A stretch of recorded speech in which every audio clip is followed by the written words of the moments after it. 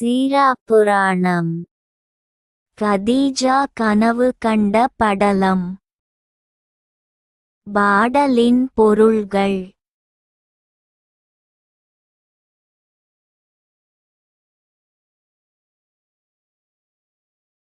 அழகிய கோவைக்கனிகள் மறுதோன்றிச் செடியின் மீது சிறக்கும்படி விளங்கியது.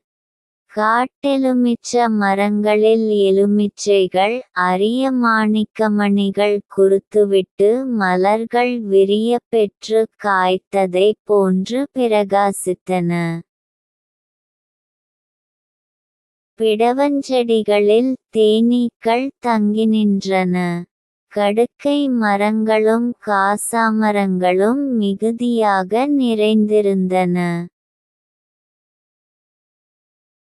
இடைச்சியர்கள் வெளிய தயிர்க்கட்டிகளை மத்தினால் உடைக்கும் ஒசையானது நீங்காத முல்லை நிலங்களையுடைய ஊர்களையும் தாண்டி முகம்மது நபியும் அரபுதேச வியாபாரிகளும் சென்றனர்.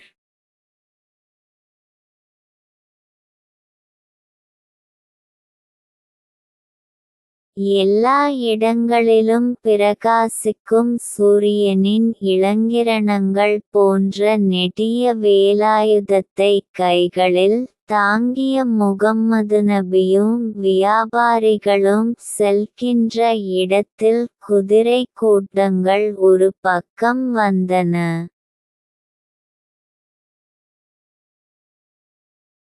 மற்றொரு பக்கத்தில் வாத்திய ஒலியினைப் போல எருதுக்கூட்டங்களின் கழுத்திற் கட்டியிருக்கும் மணிகள் ஒலித்தன.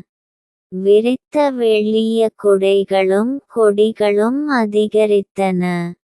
கன்னத்தால் மதத்தைப் பொழிகின்ற யானைகளைப் போல் நடந்து விரைவாக ஒரு சோலையில் நுழைந்தார்கள்.